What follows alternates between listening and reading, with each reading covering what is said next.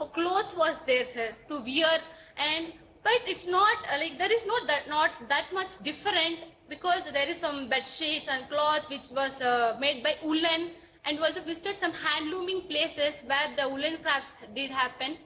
It was such a great thing, and we just wear gloves, caps, socks. What we just became like a one army man, like jacket full of green color jacket and full of gloves and trekking shoes. Whatever it is, it made us so warm, sir. भव्य गारो, आपके हिसाब से उन लोगों का lifestyle आप लोगों से कैसे अलग था? आपने क्या ऑब्जर्व किया Yes, about their lifestyle? yes, sir.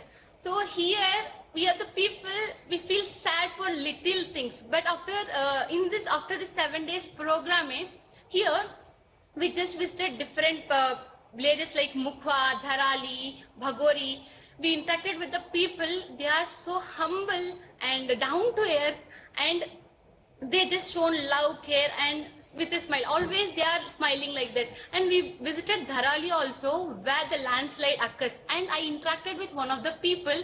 Like, it was very hard to live here, right? How you are living, like it was happening, landslides was continuously happening, right? So how you are staying here, like that I asked it. They just answered me with a smile. It will happen, but if we will go from here. It was a native place of us. It was the birthplace of us. If we leave, then who will stay here? Like that they answered. At that time, I realized that how people are so confident here. There are hardships, so many hardships are there, so many things are happening, but they are staying here with lot of confidence. That's the thing I learned from them, sir. अच्छा, वहाँ के लोगों का dance बहुत slow होता है और बहुत रिदमेटिक होता है. आपने डांस वगैरह सीखा क्या? Dance slow. అక్కడికి డాన్స్ చాలా స్లోగా ఉంటుంది, రిథమ్ ఉంటుంది. Yes, sir. The dance was very slow, and in our last day we had cultural activities also. Here we saw some of the cultural activities. The Gadwali song they played, and some of like they danced for that. It was like slow motion. First we felt like why these people are just moving like that. After that we sync with rhythm. It was feel like very good dance. In our state we had like and I'll say in Telugu it was a natu, like full we will dance with full of josh and we just get tired. But there it was slow motion with a rhythm, sir, which felt like a meditation and peaceful thing. We just felt like we just went to dream, and we just seeing like that only. There is no that much hard and not like that, and just we are like dreaming and seeing them. They are just dancing like with a slow motion. We are also dancing with like that. Bhavya गारू, आपसे बात करके ये भावना और सशक्त हुई है कि मेरे देश के युवा के लिए सबसे पहले देश है. The Yes. way you have upheld the spirit of Ek Bharat Shresth Bharat will inspire others. अच्छी बात यह है कि आपने खूब मौज मस्ती की. सही में आपकी रील्स देखकर तो आपके आंध्र प्रदेश वाले दोस्तों फूंगों में आ गए होंगे. ऐसे ही हमेशा प्रसन्न रहे. बहुत बहुत बधाई. चलो अब और किसी से बात करते हैं. किससे बात करनी है अब? बहुत धन्यवाद भव्यश्री जी. अब मेरा अनुरोध है अंडमान एवं निकोबार द्वीप समूह से हमारे साथ जुड़ी माय भारत वॉलंटियर सयंतिका मिस्त्री जी से कि वे अपना अनुभव हम सभी के साथ साझा करें. Namaskar to Honorable Prime Minister Sir. My name is Sayantika, a proud My Bharat volunteer from the very beautiful Andaman and Nicobar Islands. Sayantika, अभी तक जितने लोगों से मैंने बात की, मुझे लगता है आप यंगेस्ट वन दिखती हो. सबसे छोटी हो आप. Sir, I am 21. अच्छा सयंतिका, आपके विषय में बताइए. और दूसरा, आप किस गांव में गई, कैसे गई, कितना कठिन था वहां पहुंचना? जी सर. सर, सबसे पहले मैं आपका धन्यवाद करूंगी कि आपने माई भारत पोर्टल जैसे एक वन स्टॉप सोल्यूशन के बारे में सोचा, जिसमें मेरे जैसे 2.5 करोड़ युवाओं को मौका मिला कि वो खुद भारत की, अपने देश की आवाज बन सके। और इसी के अंतर्गत इस साल हुए विकसित वाइब्रेंट विलेज प्रोग्राम 2026 के अंतर्गत मुझे मौका मिला बॉर्डर विलेजेस में जाने का, और मुझे मौका मिला बहुत ही खूबसूरत मान विलेज में जाने का जो लद्दाख में है। सर, 0 फीट से अचानक 17,000 फीट जाना मेरे लिए एक बहुत ही नया अनुभव था, और वहाँ की क्लाइमेट कंडीशन भी हमसे बहुत अलग और बहुत हार्श थी, और हमें एक्लिमेटाइजेशन के लिए 5 दिन दिया गया था, और एक्लिमेटाइजेशन के पहले दिन मैं थोड़ी बीमार हो गई थी, पर माई भारत की टीम ने, जी सर, पर माई भारत की टीम ने और आईटीबीपी के जवानों ने मेरा बहुत ध्यान रखा। और इसी में से मैं एक छोटा दिल को छू जाने वाला इंसिडेंट शेयर करना चाहूंगी। जब मैं बीमार हुई, मेरा ऑक्सीजन लेवल ड्रॉप हो रहा था एक्यूट माउंटेन सिकनेस के कारण, तब मुझे आईटीबीपी के हॉस्पिटल लेकर जाया गया 5th बटालियन से। तब सर मैंने वहाँ डॉक्टर को, आईटीबीपी के डॉक्टर्स को कॉन्वर्जेशन करते हुए सुना अपने ही जवानों से कि हम आपकी बाद में चेकअप करेंगे, पहले हमें इस बेटी को ठीक करना है जो हमारी मेहमान बनकर आई है। इससे मुझे पता चला कि हमारे आईटीबीपी के जवान ना सिर्फ हमारी बॉर्डर की रक्षा करना जानते हैं, बल्कि उनके मन में उनके देशवासियों के लिए भी कितना प्यार और कितना केयर है। सयंतिका, आपने अंडमान निकोबार से लद्दाख तक की यात्रा पूरी की। जी। एक द्वीप से 17,000 फीट तक की यात्रा का अनुभव, एक प्रकार से जमीन से शिखर तक जाना, आपके लिए अंडमान का जीवन, वहां के लोगों की कठिनाइयां, ठंड का मौसम, बहुत पतली हवा, आपको कैसा लगा, क्या अनुभव किया?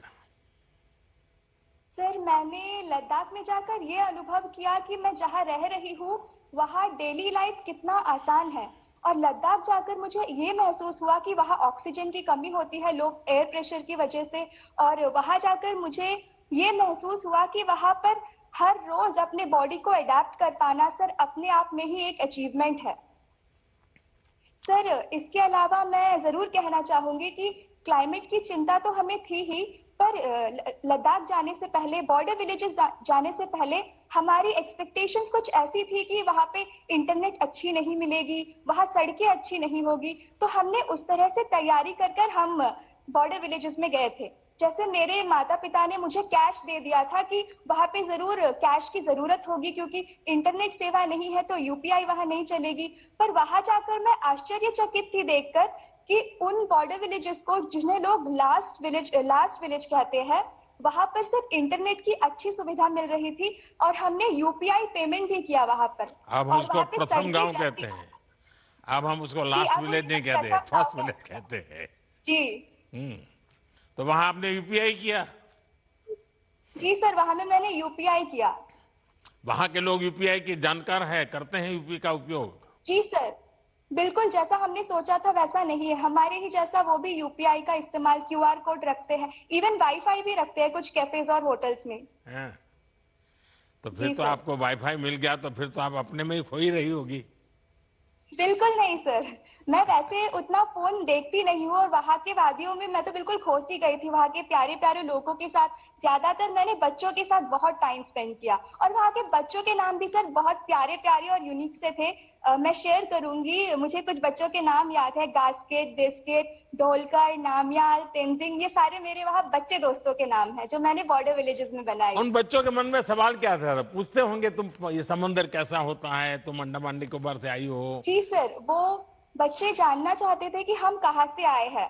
सर, जब मैं मान विलेज के प्राइमरी स्कूल में गई थी तब उनके क्लास में उनका क्लास बहुत सुंदर था, प्यारे प्यारे पेंटिंग्स बने हुए थे दीवार पे, और उसमें एक भारत का मैप भी था।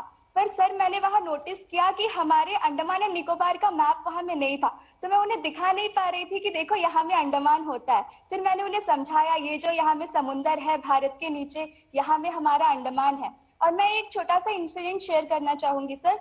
एक बच्ची को मैंने पूछा कि क्या आप अंडमान आओगी जहाँ पे मैं रहती हूँ, तो उस बच्ची ने बोला कि अंडमान आऊंगी मैं, मुझे बहुत पढ़ाई करना पड़ेगा, मुझे पता है, पर मैं अंडमान बड़ी होकर जरूर आऊंगी। तो इतने प्यारे प्यारे बच्चे थे सर वहां पर। अच्छा सयंतिका, क्या जी सर। आपने सीमावर्ती गांव में, क्योंकि गांव के लोग हर चीज बहुत सामूहिकता से करते हैं, सब मिलजुल के करते हैं, ऐसे कोई अनुभव आए कि जिसमें आप कह सकते हो हाँ, बड़ा एक सामान्य रूप से नीचे हमें बहुत कम दिखता है, शहरों में बहुत कम दिखता है, लेकिन वहां आपको अनुभव आया हो? जी सर, मैंने कई सारी ऐसी चीजें वहां ऑब्जर्व करी जो जो ये दिखाता है कि वहाँ की कम्युनिटी स्पिरिट कितनी स्ट्रांग है।